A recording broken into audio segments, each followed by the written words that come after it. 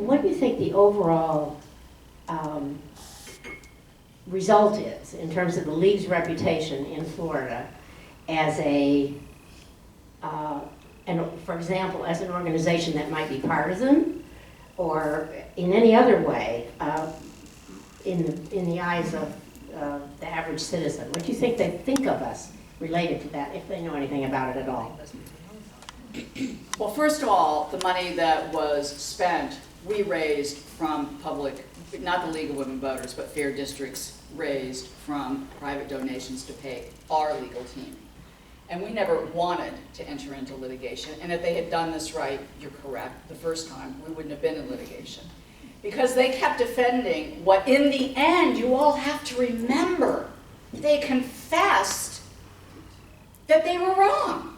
They confessed. So we were fighting a battle that was right. We were on the right side. And in the end, they agreed with us. They spent $11 million. $10 million in legal fees and $1 million in special sessions, going back, defending their maps that in the end they admitted they knew were wrong. So yes, is that a shame? Of course it is. Of course it is. But would it be a worse shame if 3.1 million voters, with standards in our Constitution, their voice continued to not be heard, and the pieces, those articles in our Constitution continue to be totally disregarded? That would be a bigger crime. And how is the League of Women Voters regarded? We may not be liked by every single elected representative right now, but I guarantee you, and it shows, because we have a Kareem Brown that is fighting us, we have a Don Gates that isn't crazy about us, Val kicked me out of his office when I was in there, but that's okay. You know what we are? Highly respected. Don't fool around with us.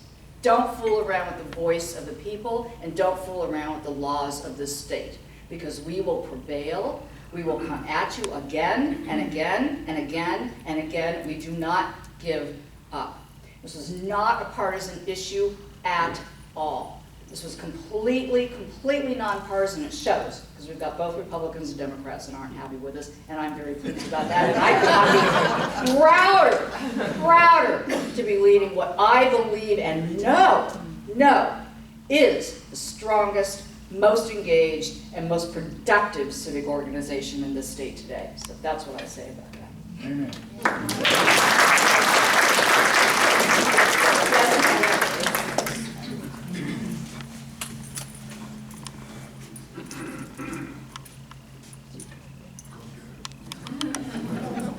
Thank you for all you do. Shirley Lewis Brown. I have a question. Will the League be tracking or supporting direct file reform legislation in the upcoming session? I'm sorry? Direct file reform, Direct file reform. which has to do with automatically charging children as adults Oh. without a judicial review. Yeah, you know, that has been a subject, and Mary was talking about that. Civil citations, right, the verbiage that's used. I think it's come up in every single league that I have talked to in the last year, and we will take a position on that and start fighting that strongly if you guys tell us to. You haven't yet, but in your legislative priorities, if you establish that as a priority that you want the league to be working on, I guarantee you we will. And I'm just giving you a little hint. There's a lot of leagues out there that want us to work on that. So I strongly suggest that. Once again, our decisions on what we do are all based on what you tell us you want to do. Any other questions, comments? Right. Recently, we did the painful process of consensus on money and politics. Right, the national study. Could you comment on what the next steps are in Florida? I can't, because that was a national study, and we're going to national convention on June 19th, and that was a big agenda item because they just got the results back. So since that's a national item, it's above my pay grade. But we will all find out as members what national intends to do with that at this point in time, and then we'll follow suit. But thank you for partaking in that study. It was an important one. Any other questions, comments? And you know how high my pay grade is, right? I kid about that. Because, your membership dues, the largest portion of it goes to national.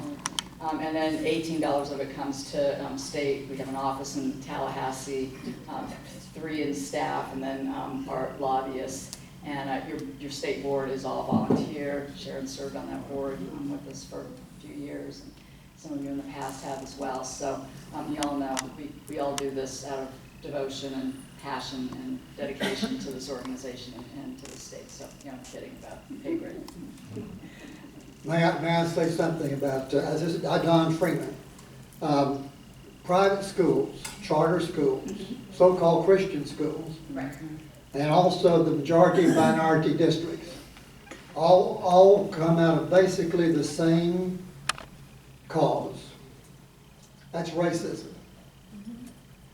We did not have so-called Christian schools until we had Brown versus Board of Education. And the idea of charter schools helps in many ways to resegregate our schools. And all these are part of an indirect, it's hard to call these things what they are, I think, in ordinary conversation, because bigotry does not easily dress up and appear in public. But I think basically that's one of our biggest problems that we have to confront sometime. That was a comment, right? Not a question. Yeah, you can respond to it. I think the point is well taken. And we Yes. we're like at 12:58, so Julie might be the last question, because I think we're on a. Madam. Okay, Julie will step into that gap. Yes. Julie Patton, and one of the major players in the whole redistricting scam now wants to be president of our university locally.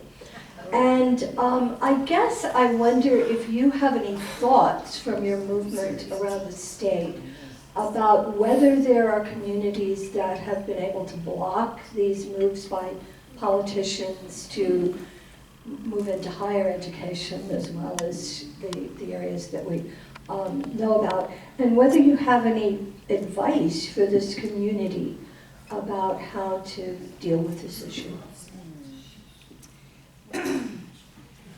Well, fear and greed is what a lot of people, feeds a lot of people.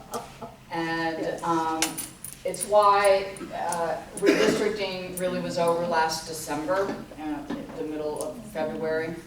To me, it's somewhat like the Holocaust. You kind of have to keep reminding people about it and talking about it. And it's still very fresh in people's minds. Some people don't even know exactly what happened.